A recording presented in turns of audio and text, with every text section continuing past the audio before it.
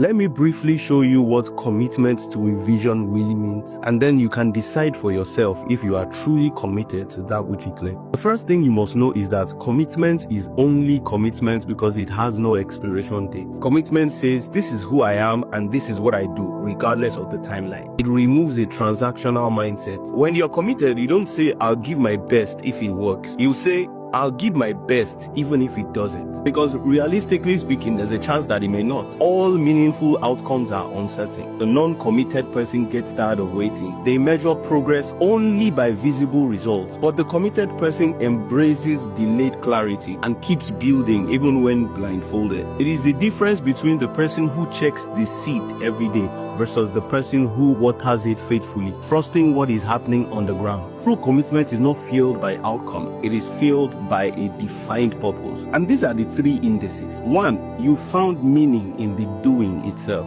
2, you've detached your identity from external reward. 3, you're willing to be faithful to it even without applause. That's the energy of a parent or a monk or a craftsman. Those who show up because it is who they are, not just what they do. Something in them has said yes, despite the fact that the when is uncertain. True commitment says, I don't keep showing up because I know it will work. I keep showing up because it is worth doing, even if it never works the way I hoped. I imagine that was the energy of the 3 Hebrews in the fire. I paraphrase now, but they said, we have a God who is able to deliver us. But even if he does it, we will not serve your God. That kind of commitment tends to outlast everything else. I've realized something.